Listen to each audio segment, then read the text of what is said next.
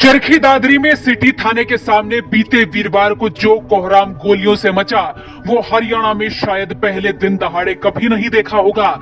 यहाँ वीरवार को थाने के सामने 30 राउंड फायरिंग हुई और 30 राउंड फायरिंग में 7 घायलों में से एक कीर्तिमान काजला ने दम तोड़ दिया है। हिसार के रहने वाले कीर्तिमान काजला का गुरुग्राम के एक निजी हॉस्पिटल में इलाज चल रहा था। कीर्तिमान के पैरों में और गर्दन पर 3 गोलियां लगी थी। कीर्तिमान पर कई आपराधिक मुकदमे भी दर्ज हैं। हमले के बाद कीर्तिमान को चरखी दादरी के सिविल हॉस्पिटल में भर्ती कराया गया, लेकिन डॉक्टरों ने इसे चरखी दादरी से रोहतक के हायर सेंटर में रेफर कर दिया था और फिर प्राथमिक उपचार के बाद कीर्तिमान काजला को गुरुग्राम शिफ्ट कर दिया था। रविवार को इलाज के दौरान कीर्तिमान काजला ने दम तोड़ दिया। डॉक्टरों का कहना है कि हमले के बाद से कीर्तिमान होश में नहीं आ सका। आपको बता दें 6 अगस्त को कीर्तिमान अपने 6 साथियों के साथ काली स्कॉर्पियो में कोर्ट आया था। इस दौरान 3 शूटरों ने गाड़ी में बैठते ही सभी को गोलियों से भून डाला था। घायलों में से 4 अभी भी वेंटिलेटर पर हैं। तो वहीं डॉक्टरों की टीम ने घायल 5 लोगों का ऑपरेशन किया। इनमें से कीर्तिमान के पैर और गर्दन से 3 गोलियां निकाली थी। कृष्ण के हाथ, पैर और छाती से 4 गोलियां निकाली। अमित फतेहगढ़िया की कमर और पैरों से 7 गोलियां और अंकित की छाती और कमर के पास से 4 गोलियां निकाली। तो वहीं भिवानी के अंकित के पैर और पेट से 2 गोली निकाली। तो वहीं सूरज और हिसार के पैरों से छर्रे निकले हैं।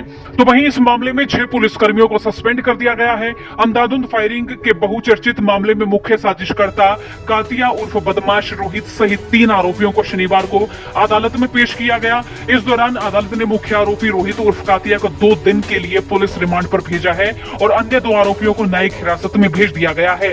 मुठभेड़ के मास्टरमाइंड कातिया ने खुलासा किया है कि उसका मुख्य टारगेट तो अमित फतेहगढ़िया था, जिस पर चरखी दादरी जिले में अलग अलग थानों में 30 मामले दर्ज हैं। इस वारदात से करीब 24 घंटे पहले ही गांव साहवास में बैठकर हत्या की प्लानिंग की गई थी। नाम बता जरा।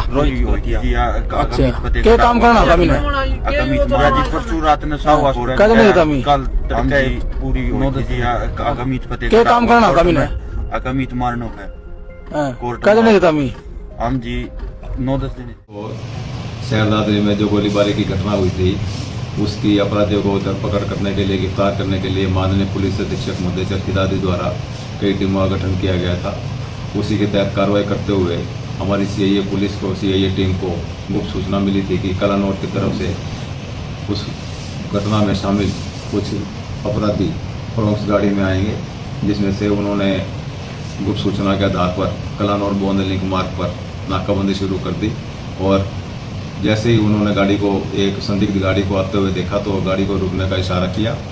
जब उन्होंने, पुलिस टीम ने रुकने का इशारा किया तो उसमें से एक ने फायरिंग शुरू कर दी नीचे उतर करके, लेकिन जब उसको आत्मसमर्पण करने के लिए कहा तो उन्हें आत्मसमर्पण नहीं किया और आत्मरक्षा में हमारी पुलिस टीम ने उसके ऊपर जब फायर किया तो उसके पैर में गोली लगी और उसको वहीं गिर पड़ा, जिस कारण उसको काबू कर लिया। इसके अलावा जब उसका नाम पता पूछा गया तो उसका नाम था रोहित उर्फ कातिया वासी दुबलदान माजरा, जो पहले ही कई मुकदमों में शामिल रहा है और सजा याफ्ता है।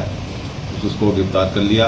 मानवता के आधार पर उसको जो गोली लगी हुई थी उसके इलाज के लिए स्थानीय सिविल अस्पताल में दाखिल करवाया गया है।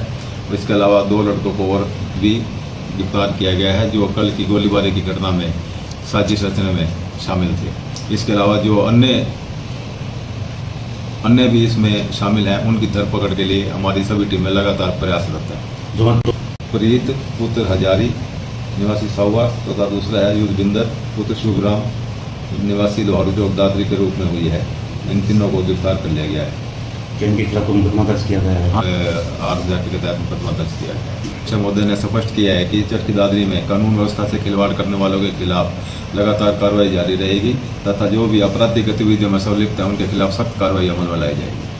लोग गोली लगने के कारण घायल हो गए, जिनमें से एक की मौत हो गई है।